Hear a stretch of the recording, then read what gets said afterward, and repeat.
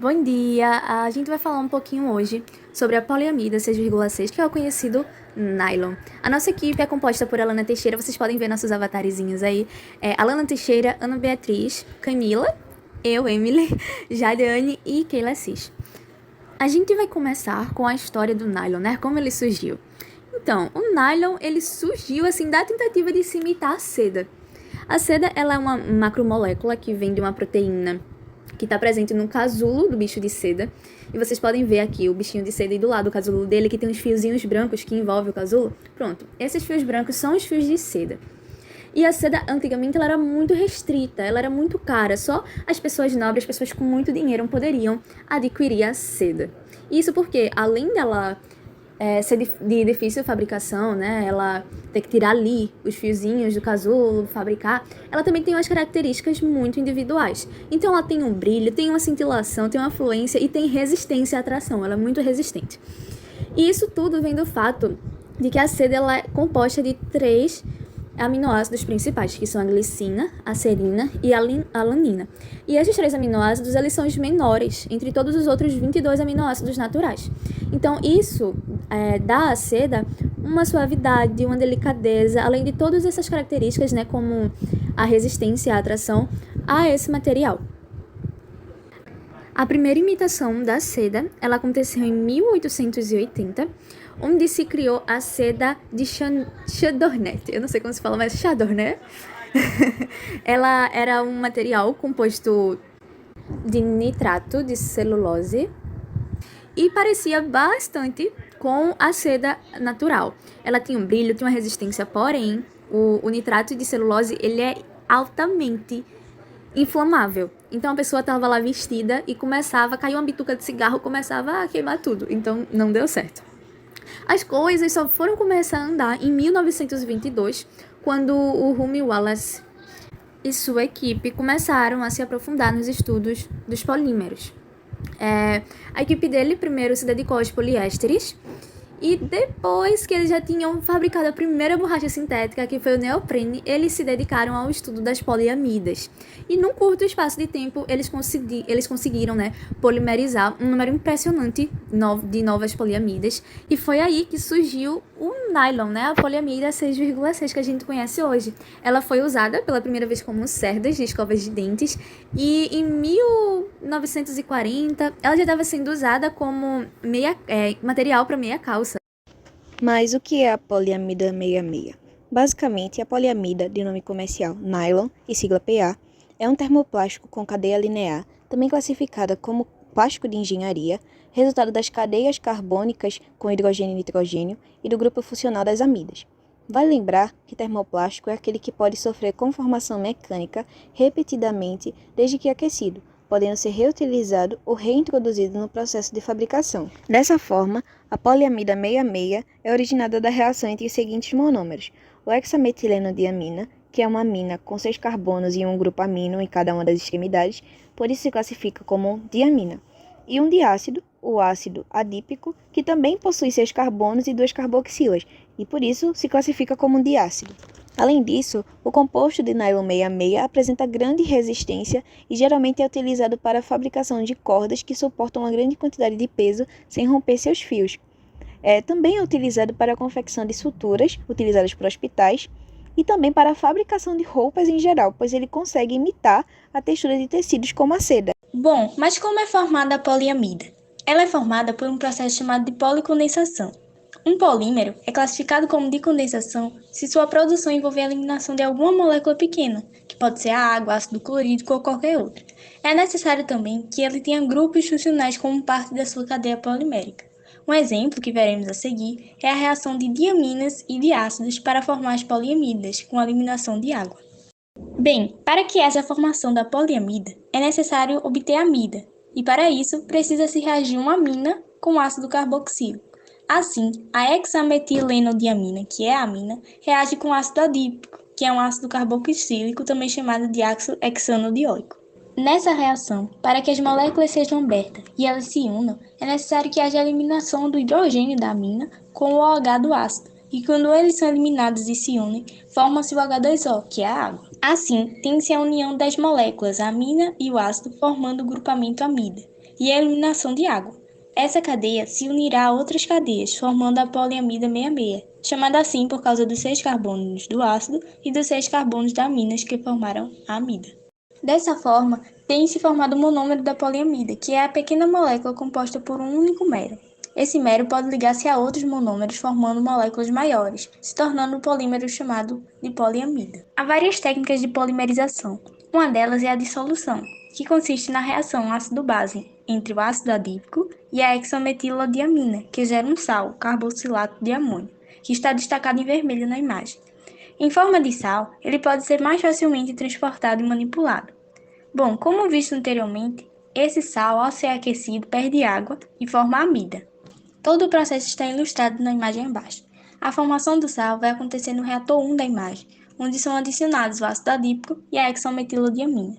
Depois de formado o sal, ele pode ser carregado numa suspensão em água e aquecido até 220 graus Celsius, nos estágios iniciais da polimerização, para alcançar uma conversão de 80 a 90% após 1 hora de procedimento. Na prática, as duas etapas também podem ser combinadas numa única operação térmica, pelo simples aquecimento dos monômeros juntos. Esse aquecimento acontece na etapa marcada em vermelho na imagem. Dependendo da massa molar desejada, pode ser usado outras técnicas em até 3 passos. Primeiramente, faz-se reagir a solução aquosa do sal numa autoclave a 175 a 200 graus Celsius, com aumento da pressão para minimizar a perda de compostos voláteis, como a hexametilodiamina. Em seguida, a temperatura é elevada a 250 a 270 graus Celsius e a pressão é liberada, a fim de purgar o vapor e conduzir a polimerização em estado sólido. Essa técnica é chamada de SSP. A SSP é aplicada como uma extensão dos métodos de solução e fusão, compreendendo uma fase de acabamento, para aumentar a massa molar da poliamida 66 em valores maiores que 30.000 gramas por mol. Agora a gente vai mostrar a simulação do processo industrial bifásico de policondensação da poliamida 6.6 em um reator tubular helicoidal. Como se pode ver no slide, isso aí é o esquema da planta industrial de polimerização da poliamida. E como se pode ver, a reação ela se inicia com um sal de nylon em solução aquosa.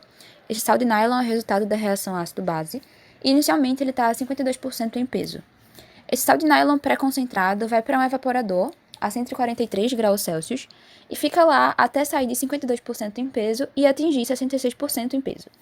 Depois disso, o material passa por um reator tubular e helicoidal. Esse reator ele é aquecido externamente por meio de transferência de calor. E, por fim, o material passa por um reator de tanque de agitação contínuo, também chamado de reator CSTR. Depois ele passa pela extrusora para adquirir o molde. Esse modelo ele contempla tanto o sistema monofásico, que é apenas líquido, quanto o sistema bifásico, vapor e líquido, e ele consegue fazer isso alterando as equações termodinâmicas de equilíbrio. Aqui a gente tem outro modelo feito pela Universidade Federal do Rio Grande do Sul, que também mostra esse processo de produção industrial do nylon 6.6. A nafta resultante do processo de destilação do petróleo, ela passa por diversos outros processos até se obter o ácido adípico. Esse ácido é misturado com a hexametildiamina e forma o sal de nylon e água, como foi falado pelas meninas no início do seminário. Esse processo ele também ocorre no sistema reacional e no reator CSTR, que é o de tanque de agitação contínua, associado a um reator tubular. Um detalhe é que a produção de nylon ela não requer catalisadores, já que o próprio ácido ele atua como catalisador da reação. Depois de formado, o sal de nylon e a água, que são os resultados da reação ácido-base, são conduzidos a um evaporador, como tem aí no círculo amarelo. Esse evaporador tem um trocador de calor e o evaporador já separa o vapor e o líquido em ebulição. Depois disso, se forma o polímero 6.6 e ele é conduzido a uma autoclave para aumentar a massa molecular. E aumenta-se a massa molecular aumentando a temperatura e inserindo o gás nitrogênio, formando o nylon 6.6 e tendo como subproduto o óxido nitroso. Por fim, como tem no círculo azul, o nylon passa por uma extrusora e entra em contato com o ar pela primeira vez, então ele endurece. Depois da extrusora, ou ele passa por um moedor para formar o nylon granulado, ou ele passa por uma fieira para filamentos de nylon, que são enrolados gerando os fios de nylon que a gente conhece. A moldagem por injeção é basicamente um método usado para a fabricação de peças de plástico com máquinas injetoras como estas que está sendo mostrada aqui. Na prática, o processo funciona da seguinte forma. Primeiro, tem um envio de pelotas de plástico para dentro do depósito através de um funil, que em seguida encaminha o material para um tambor, que é aquecido por resistências elétricas. Nele ocorre a plastificação e homogeneização do composto dentro do cilindro. O tambor contém um parafuso alternativo que esmaga as pelotas, tornando mais fácil liquefazer o plástico. Na frente do tambor, o parafuso alternativo impulsiona o plástico liquefeito para frente, assim o material é injetado na cavidade do molde, que é mantida sob refrigeração, a fim de endurecer o plástico na forma desejada. Depois do resfriamento, o molde é aberto para realizar a extração da peça por meio de extratores que são definidos de acordo com a concepção do molde e da peça projetada. A poliamida 66 é um produto que, quando aplicado no processo de moldagem por injeção, pode ser utilizado em diversos segmentos industriais, além de deter um arranjo de boas propriedades térmicas, mecânicas, resistência e processabilidade. Por ser altamente cristalina, ela é resistente à deformação por calor, forte, rígida e bem adequada a este processo de moldagem por injeção. Além do mais, a PA66 é leve e tem boa resistência química, além de possuir baixo custo. Tratando-se da aplicação do processo de moldagem por injeção para a PA66, existem alguns detalhes a serem considerados, como, por exemplo, a secagem, que se refere à umidade do material e ao processo de secagem após a moldagem. Para a PA66, a secagem não é vital caso haja vedação. Caso não haja, o material pode ser seco em estufa de ar quente a 85 graus. A temperatura do molde também deve ser levada em consideração, pois afeta a aparência do material, portanto é indicada uma faixa de 80 graus. A velocidade de injeção, que deve ser alta por se tratar de uma parte vital do processo. Outro aspecto-chave também é a temperatura de fusão, onde existem dois níveis indicados, que é a faixa de 275 graus a 280 graus, ou a faixa de 260 graus a 290 graus, isso vai depender da propriedade do PA66, e a pressão de injeção, que em geral deve estar entre 75 e 125 megapascal. É um aspecto que afeta diretamente o encolhimento ou deformação e vai influenciar na boa qualidade do produto final. É muito importante a gente falar sobre a reciclagem do nylon, porque ele é um produto sintético com alto potencial poluente. Então ele polui o meio ambiente, polui os mares e oceanos, então ele deve ser reciclado. E os benefícios não só são em prol do meio ambiente, mas também com as características desse nylon reciclado, que ele é mais resistente ao envelhecimento, ele tem maior rigidez, ele é mais econômico, tem um baixo impacto ambiental e ele tem uma ótima relação custo-benefício, né? E a aplicabilidade desse nylon reciclado, ele é enorme. Então ele pode ser aplicado em patins, icebergs, relógios, calçados, cordas, barracas e muitos outros produtos que vão voltar para o mercado. Para reciclar esse nylon, a gente usa dois processos básicos. A primeira é a reciclagem mecânica, onde a gente vai ter a moagem, a lavagem, o reprocessamento e granulação através da extrusão. E nesse processo, a gente pode adicionar alguns aditivos para alterar e melhorar ainda mais as propriedades do nylon reciclado. Então, a gente pode adicionar a fibra de vidro e o pigmento preto. E o produto final desse processo é pequenos grãos contendo a poliamida, pronto para serem transportados para a indústria de plástico. E vocês podem ver nesses grãozinhos aqui na imagem. O outro processo é a reciclagem química, que consiste basicamente na quebra das cadeias da poliamida. Então, é uma despolimeralização, é a quebra das moléculas. E disso a gente obtém um líquido chamado caprolactama, que é uma poliamida pura, que vai ser polimerizada e transformada em espaguetes de nylon, que vai ser picotado para ser utilizado pelas empresas de plástico. Sendo que aí surgem novas tecnologias, vão sendo criados novos meios, novos mecanismos de se aproveitar plásticos em geral, e nesse caso também um nylon. Isso acontece, a gente pode ter o exemplo da startup Samsara Eco, que desenvolveu uma tecnologia baseada em enzimas para reciclagem infinita de plásticos, E aí as enzimas elas vão catalisar as reações de quebra das moléculas do plástico, e isso é muito bom, porque as enzimas elas podem ser reaproveitadas, Elas aceleram o processo, são baratas, e isso facilita bastante a reciclagem não só do nylon, mas também dos outros plásticos. Outra aplicação que pode ser dada às poliamidas é descrita no artigo Reciclagem de poliamida em embalagens cartonadas pós-consumo da Tetra Pak a produtos químicos valiosos e polímeros recicláveis. Bom, Embalagens cartonadas, elas são definidas pelo dicionário da Cambridge como uma caixa feita de papelão grosso para armazenar mercadorias ou recipientes feitos de papelão ou plástico, no qual vão ser vendidos leites ou sucos de frutas. Bom, algumas embalagens da marca Tetra Pak, elas vão ser feitas por multicamadas laminadas de compósitos, 75% de papel, 20% de polietileno de baixa densidade e algumas embalagens também têm 5% de alumínio na sua composição. A embalagem que vai ser analisada no artigo, ela vai ser comercializada como uma embalagem para produtos lácteos que vão ser submetidos à refrigeração e vai conter 80% de papel, 17% de polietileno e no lugar do alumínio vai ter 3% de poliamida. Essa poliamida, ela vai ser adicionada à embalagem de produtos para prevenir perca de sabor e odor, já que a matriz polimérica ela vai ser capaz de absorver possíveis penetrantes, como o oxigênio, e facilitar a sua difusão pelo próprio material, como se fosse uma barreira. O objetivo do artigo, bem como a sua importância, vão se relacionar aos desafios presentes na reciclagem dessas embalagens. O descarte vai ser dificultado pela composição variada do material e também pela obtenção de produtos que vão ter baixo valor econômico. Por isso, segundo o artigo, menos de 30% de 190 bilhões das embalagens descartadas vão ser efetivamente recicladas pelos fabricantes e vão ter outros fins não sustentáveis, como a queima e a disposição em aterros sanitários. Os métodos já existentes para a reciclagem das embalagens podem envolver tanto processos químicos como mecânicos. Nos processos mecânicos, a celulose nas embalagens ela vai ser recuperada por hidropulsão e vai ser empregada em lenços, papel higiênico e também vai poder fazer parte da composição de compósitos como integrante de base biológica. A fração de polietileno e alumínio, que a gente viu que também faz parte da constituição dessas embalagens, pode dar origem a alguns compósitos por pirólise, mas os mesmos vão se mostrar de má qualidade, apesar da grande quantidade de energia empregada na sua conversão.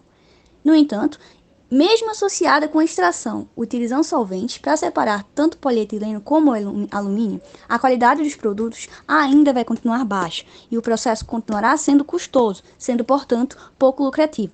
Ambas as etapas desse processo são pouco rentáveis. Já utilizando a pirólise como método químico, obteve-se cera, parafinas, oleofinas e aromáticos, e também uma fase aquosa contendo fenóis derivados do papel. Já se a pirólise for catalítica, é possível obter hidrocarboneto, e se o método químico utilizado for outro, o tratamento hidrotérmico, é possível produzir hidrocarvão para funcionar como combustível. Resumindo, a maior parte dos produtos tem baixo valor econômico ou baixo valor calorífico, como o papel, que vai ser uma fração obtida predominantemente nesse processo, mesmo utilizando muita energia e convertendo a embalagem apenas parcialmente. Aumentando a eficiência dos processos, vai ser possível utilizar uma matéria-prima pouco custosa, que são as embalagens Tetra Pak, para obter produtos de maior valor energético agregado. Aqui podemos ver o esquema geral do processo, no qual uma embalagem cartonada de polietileno, poliamida e papel, utilizando tetrahidrofurano e ácido, vai originar levoglucosenona, furfural e sólidos que serão separados em frações solúveis e insolúveis em xileno, originando carvão derivado de papel, caprolactama e polietileno reciclado. Observando o processo com mais detalhes, é possível perceber que a pré-conversão da embalagem, utilizando tetrahidrofurano como um solvente popular e ácido diluído, que é o ácido sulfúrico, como um catalisador, em reatores que vão estar numa temperatura de 210 até 230 graus, vai produzir os produtos majoritários levoglucosenona e furfural, além de outros subprodutos como a levoglucosana. O tetrahidrofurano é um solvente relevante, pois ele é um solvente aprótico, que vai permitir que, mesmo utilizando pouca quantidade de ácido, a reação ocorra eficientemente, inclusive também baixando a energia de ativação necessária à quebra da cadeia polimérica na celulose do papel. As aplicações dos produtos, como a levoglucosenona e do furfural, vão envolver o uso em síntese de solventes e polímeros, além da utilização na fabricação de farmacêuticos, no caso da levoglucosenona. O pré-tratamento decompôs o papel, mas as frações de poliamida e de polietileno de baixa densidade vão permanecer como frações sólidas. Logo após, as frações sólidas restantes vão ser separadas utilizando o xileno como solvente, ou seja, os sólidos pré-tratados com tetrahidrofurano vão ser divididos numa fase solúvel em xileno, constituída majoritariamente por polietileno reciclável, e uma fração insolúvel em xileno, constituída principalmente por poliamida e carvão derivado de papel. A pirólise da poliamida e do carvão vai produzir caprolactano como um produto de vapor principal que pode ser recuperado por processos de condensação. Além disso, o carvão ele pode funcionar como absorvente ou pode também ser usado como combustível. Já a pirólise do polietileno pode gerar hidrocarbonetos que também terão uma elevada qualidade energética, além do polietileno também ser um material plástico, mostrando aí a eficiência, a qualidade e a importância dos processos melhorados pelo artigo. Então é isso, pessoal. Esperamos que tenham gostado. Muito obrigada pela atenção.